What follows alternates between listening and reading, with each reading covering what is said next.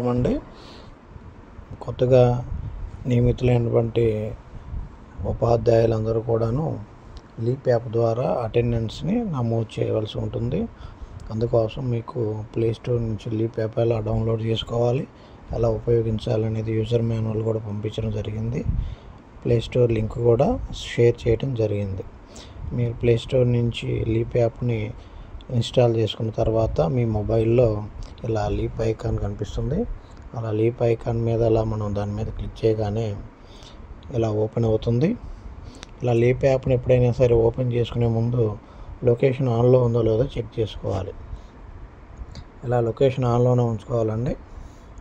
ఇక్కడ మనకి leap app open చేసిన తర్వాత ఇక్కడ మనకి స్టూడెంట్ డిపార్ట్మెంట్ కనిపిస్తుంది. ముందుగా డిపార్ట్మెంట్ మీద మనం క్లిక్ చేయాలి.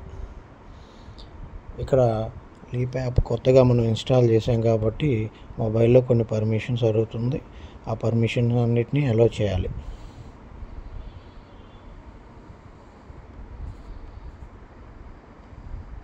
అన్ని పర్మిషన్స్ అలో చేసిన తర్వాత ఇక్కడ మనం యూజర్ నేము పాస్వర్డ్ ఎంటర్ చేస్తేనే మనం సక్సెస్ఫుల్గా లాగిన్ అవ్వగలము.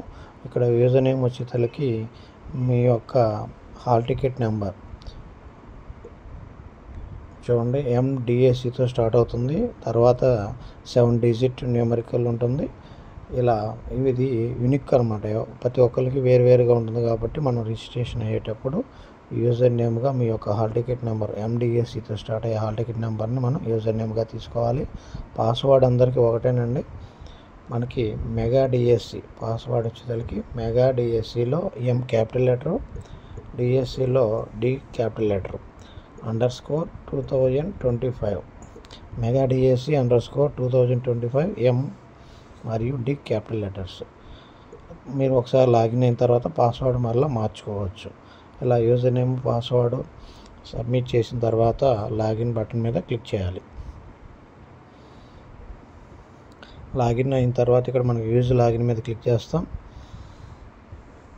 ఇక్కడ టీచర్ అనే 6 బకెట్స్ కనిపిస్తాయి. School, student, teacher, governance, communication, dashboard. మీరు టీచర్ అనేటువంటి బకెట్ మీద క్లిక్ చేయండి. ఇక్కడ సింక్రనైజ్ అనేది చేయాల్సి ఉంటుంది. సింక్రనైజ్ బటన్ మీద ఎంప్లాయీ అటెండెన్స్ డేటా అనే పక్కన ఉన్నటువంటి సింక్రనైజ్ మీద క్లిక్ చేయండి. ఒకవేళ మనకి ఇలా ఇప్పుడు సింక్రనైజ్ అవ్వటం లేదు, ఇలా సర్వర్ రిసోర్స్ ప్రాబ్లం వచ్చినప్పుడు సింక్రనైజ్ చేయకుండా తర్వాత చేయడానికి మరలా వెనక్కి వెళ్తున్నాము. ఇలా ఒకసారి వెనక్కి రండి. ఇలా టీచర్ బకెట్ దగ్గర మళ్ళీ వచ్చాము. సింక్రనైజ్ అయితే చేయలేదు. యాక్చువల్గా ఇప్పుడు సింక్రనైజ్ అవ్వలేదు కాబట్టి టీచర్ దగ్గర మళ్ళీ వస్తున్నాం. ఇక్కడ టీచర్ దగ్గరికి వచ్చినప్పుడు టీచర్ సర్వీసెస్లోకి వెళ్ళండి. ఇక్కడ మనం అటెండెన్స్ అనే ఐకాన్ కనిపిస్తుంది. ఈ అటెండెన్స్ మనం డైరెక్ట్గా మార్క్ చేయడానికి లేదు. ఒకసారి ప్రతి ఎంప్లాయీ రిజిస్ట్రేషన్ అయిన తర్వాత మాత్రమే అటెండెన్స్ మార్క్ చేయాలి. అటెండెన్స్ మీద ఒకసారి క్లిక్ చేస్తే ఇక్కడ ఎంప్లాయీ రిజిస్ట్రేషన్, ఎంప్లాయీ అటెండెన్స్ కనిపిస్తున్నాయి. ముందుగా మనకి అటెండెన్స్ మార్క్ చేయాలంటే రిజిస్ట్రేషన్ అవ్వాలి కాబట్టి ముందుగా మనం రిజిస్ట్రేషన్ ఎలా చేసుకోవాలో చూద్దాం. ఎంప్లాయీ రిజిస్ట్రేషన్ కొత్త ఉపాధ్యాయులందరూ కూడాను సెల్ఫ్ రిజిస్ట్రేషన్ చేసుకోవాలి. తమకే తామే రిజిస్ట్రేషన్ చేసుకోవాలి. ఎంప్లాయీ రిజిస్ట్రేషన్ మీద క్లిక్ చేయండి. ఇలా క్లిక్ చేసినప్పుడు మీ పేరు వస్తుంది. మీ పేరు మీద క్లిక్ చేస్తే 3 ఫోటోలు అడుగుతుంది. 3 ఫోటోలు మీరు క్యాప్చర్ చేసుకోండి.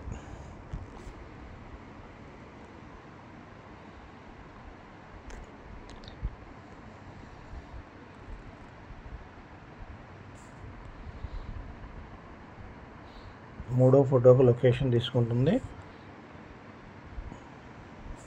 3 ఫోటోలు సబ్మిట్ చేసిన తర్వాత క్యాప్చర్ చేసిన తర్వాత సబ్మిట్ బటన్ మీద క్లిక్ చేయండి.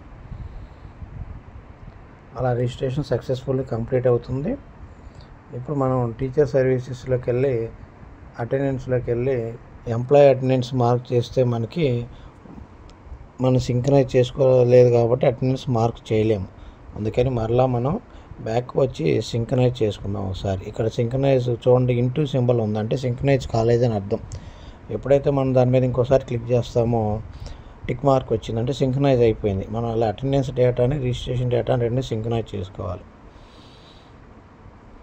ఎప్పుడైతే మనం సింక్రనైజ్ చేసామో అప్పుడు మనం చక్కగా టీచర్ సర్వీసెస్లోకి డైరెక్ట్గా వెళ్ళొచ్చు. లేకపోతే ఇక టీచర్ బకెట్లోకి వెళ్ళి టీచర్ సర్వీసెస్లో అటెండెన్స్లో ఎంప్లాయీ అటెండెన్స్ దాని మీద క్లిక్ చేసి అటెండెన్స్ మార్క్ చేయొచ్చు.